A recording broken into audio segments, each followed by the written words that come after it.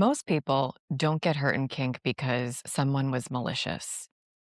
They get hurt because the safety systems didn't engage when the play got intense. When people aren't tall enough to ride that ride, the restraints don't do their job. And let me dose you with some sobriety tonic real quick. Wanting the ride has nothing to do with being ready for it. Today, we're not talking about red flags in other people. We're talking about the height checks in you. Welcome to Gutter Wisdom. This is a podcast about power, desire, and discernment, explored through sexuality as the diagnostic lens for the rest of your life.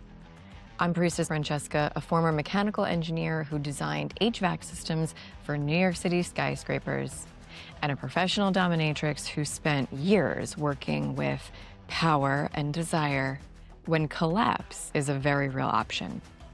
And what I learned is this: whether you're talking about a high-rise building or a human body, the mechanics are exactly the same. If the load exceeds the capacity, the system don't fail gracefully. And bet, shit pops off. This episode is a pivot point in the show. Up until now, we've been auditing external power, leaders, systems, dynamics. Today, that audit turns inward. I want to start by giving you a little context about me, because often people assume that my work comes from being rebellious and edgy. And yeah, I've never really been the good girl. I was the kid debating ethics with teachers until I got sent to the principal's office. I was turning out closeted lesbians in high school. I was in non-monogamous relationships before I had language for them. I was exploring power, humiliation, and filthy kink long before it was cool or Instagrammable. But I want to make very clear a distinction. This is not about being anti-rules or transgressive. It's about being internally referenced. I've always listened to my inner guide more than the rule book, and that comes with freedom and consequence and responsibility. Since I have 20 years of experience in BDSM and kink, the number one question I get from people is, where do I start? How do I get into BDSM? What do I do? Where do I go? And of course, I could give you the textbook answers. I could tell you about munches, parties, events, retreats, FetLife, kinky dating apps, woo, woo. And while none of these are wrong, they're definitely not where I start. And it's not because I don't want to help you put together the most amazingly hot, kinky dating profile of all time, but because those answers skip something very fundamental: readiness. Here's the analogy I like to use. Life is like an amusement park. There are gentle rides like the teacups and the merry-go-rounds. There are rides that spin you so hard you're plastered to the wall.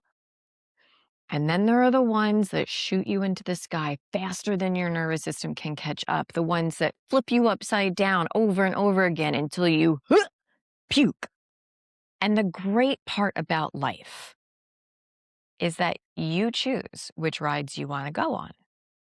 Sexuality, especially BDSM, kink, and non-monogamy, is one of the biggest, baddest roller coasters in the whole park.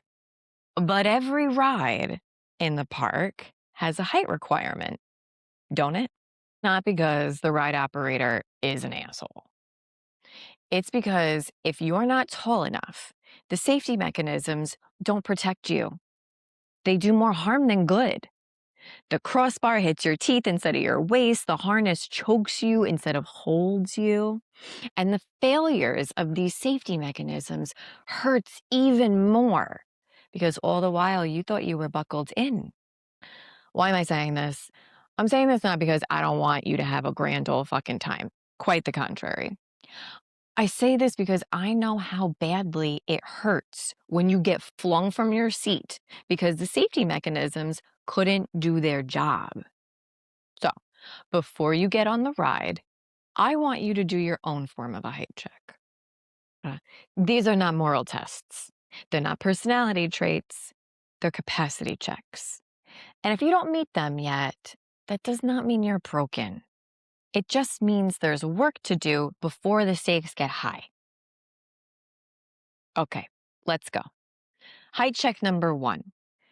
Do you know what a yes and a no feel like in your body? Not what you think you should want, not what sounds evolved in your support circle, not what your partner is begging for. A real embodied yes, a real embodied no.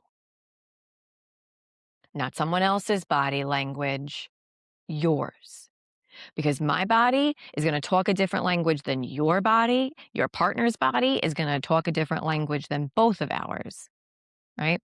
The real question is, are you fluent in your own internal language? See? Andiamo. Height check number 2. Can you speak that truth of that embodied yes or no out loud without hitting the override button? Because it takes guts to move truth from the depths of your soul, sometimes in between your legs, up through your throat, out your mouth, and into the world. Knowing is one thing, saying it is another. How many times have you looked back in a situation and said, "Oh, I knew better, and I did it anyway"? And sometimes the cost of overriding your truth is small. Maybe you overpay for a chicken cutlet at a bodega. Not the end of the fucking world, right? But when the stakes are high, when you're tied up, when power exchange is flowing, when you're deciding whether or not to go into a back alley with a total smoke show to get railed, that's when overriding your truth is devastating.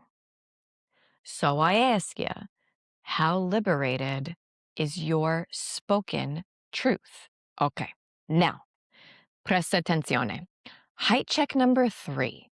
Once your truth is out in the world, the question becomes, how well can you hold your ground in the face of somebody else's reaction? Because you don't see this part coming. You get better at discernment, you get more fluent in your body language, you get better at communication, bringing your truth out your mouth, and then the other person cries or yells or blames or shames or ices you out, and suddenly the room fills with pressure. And this is where most people are going to collapse because you prioritize harmony over truth. You manage the room instead of managing yourself.